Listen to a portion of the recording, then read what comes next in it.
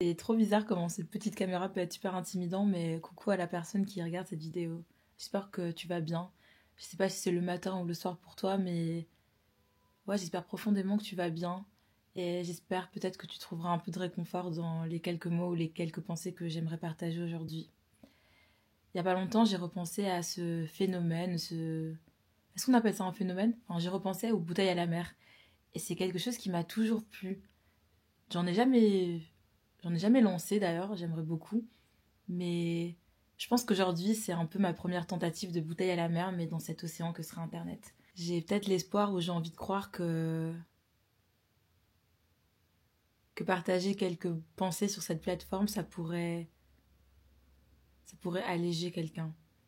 Parce que j'ai beaucoup été cette personne, et je le suis encore, qui se sent extrêmement seule et qui parfois a juste besoin d'entendre une voix, quelqu'un qui dit quelque chose qui me ressemble en fait. Pas quelque chose qui me provoque de la comparaison, de l'envie. Des fois, j'ai juste envie de quelqu'un qui me dise Hey, je t'ai capté et je ressens la même chose et t'es pas seule. Ça fait maintenant, je pense, 1 an et demi que j'habite seule. Et là, je suis passée à une nouvelle étape.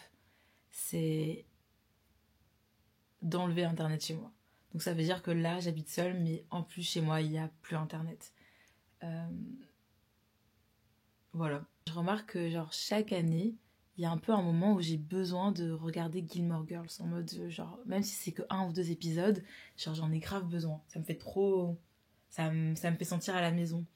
Et je sais plus si c'est une réflexion que j'ai eue ou que j'ai entendue sur les réseaux, mais en tout cas maintenant ça fait sens pour moi. C'est qu'il y a un truc qui m'apaise beaucoup dans cette série et je pense un peu dans toutes les séries un peu fin des années 90. C'est qu'ils n'avaient pas Internet en fait.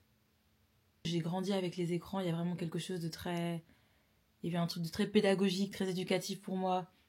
Ça m'a appris énormément de choses. Autant, là, j'ai grave la FOMO d'une vie sans Internet.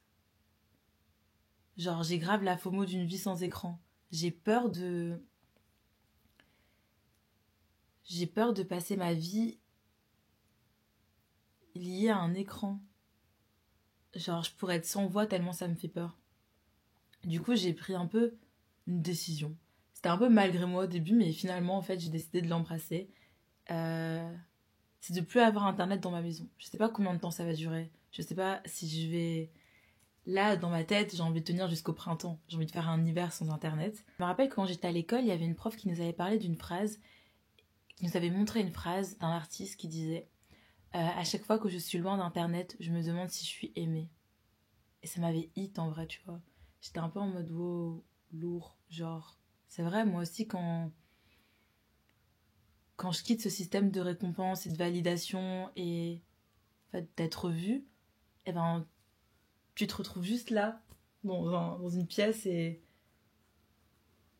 tu dois trouver de nouvelles récompenses, en fait. De nouvelles façons de te voir et des nouvelles façons de te récompenser. J'ai l'impression que c'est là où je veux me retrouver. Parce que j'aime toujours Internet, hein, et tous les jours, je vais travailler à un endroit où il y a Internet et je reste quand même connectée. Mais j'ai pas envie qu'Internet me devienne. Et j'ai eu l'impression qu'à un moment, je commençais à me sentir enfermée et terrorisée dans cette bulle qu'est Internet. J'avais l'impression que je pouvais plus en sortir. J'avais l'impression que ça allait devenir moi pour toujours. Et du coup, le fait de me dire que je vais quitter, le fait de me dire qu'il n'y a plus Internet chez moi, eh ben déjà, ça me fait sortir de la position de victime. Parce qu'en fait, c'est moi qui ai mis le pouvoir dans ça. C'est moi qui ai décidé qu'il allait plus avoir. C'est moi, j'ai mis stop. Du coup, je dois trouver une forme de... Je sais pas une forme de revanche, mais je dois trouver une forme de récompense dans pourquoi j'ai fait ça.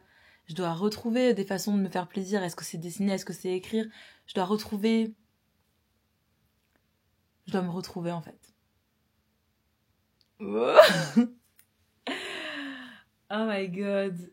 Je dois me retrouver. Leïla du futur, tu tombes sur cette vidéo. Et ben j'ai l'impression que là, tu viens à un moment...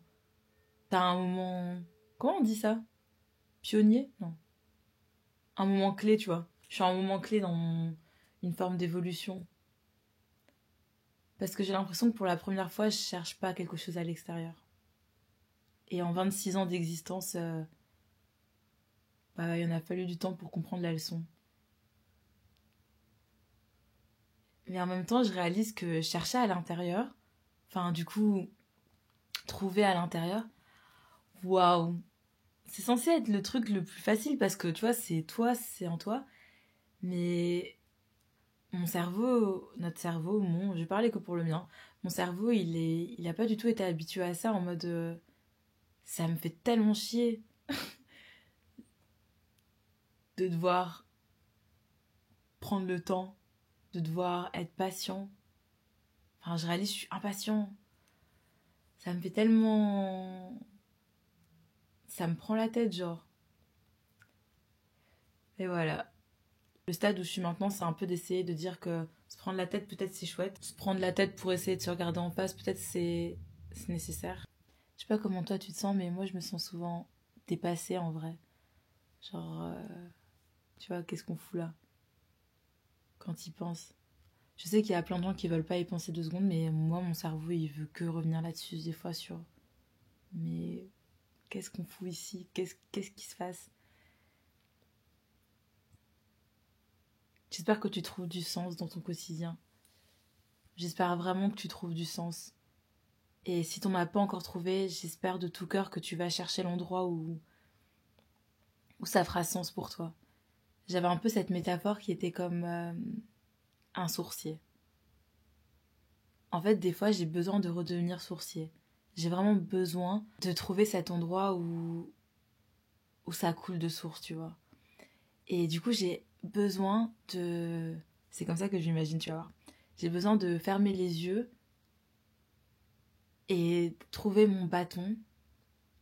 Mon bâton, ça peut être mon skills, n'importe quoi, un truc que j'aime faire, un truc qui me fait du bien, un truc que j'ai trouvé sur mon chemin, un truc que j'ai trouvé sur ma route et que je suis en mode j'aime trop ta forme, j'aime trop tout, je vais pas te lâcher. Et du coup, j'ai besoin de me visualiser les yeux fermés dans cette énorme forêt avec un bâton comme ça. Et juste, tu vois, je cherche la source, je cherche la source, je cherche la source, je cherche la source. Des fois, je m'éloigne, des fois, j'y retrouve, des fois, je me rapproche.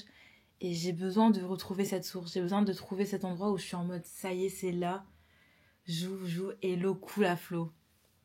Et alors, je te souhaite vraiment de trouver cette source, que ce soit tes amis, que ce soit un membre de ta famille, que ce soit un hobby, un job, une passion, quelque chose qui fait sens pour toi. Je pense toujours que le cœur, c'est la meilleure boussole. Que faut écouter ton cœur. Ah, franchement, c'est gnangnan, mais c'est vrai pour moi. Mais en mode, il faut écouter ton cœur. En mode, ton cœur peut vraiment te dire, en tout cas ton corps, on peut dire ton corps. Parce que s'il y a bien un truc que j'ai compris, c'était que ton corps, il te ment jamais. Ton intuition te ment jamais. Et des fois, tu comprends pas toujours pourquoi. Des fois, il n'y a pas forcément d'explication. Mais quand profondément dans ton corps, tu le sens pas, tu le sens pas. Et quand profondément dans ton corps et dans ta tête, tu le sens, tu le sens. Et ça, c'est la meilleure boussole pour trouver où se trouve la source. J'ai l'impression que le message de cette vidéo, c'était surtout de... J'espère profondément que ça a un peu de sens pour toi.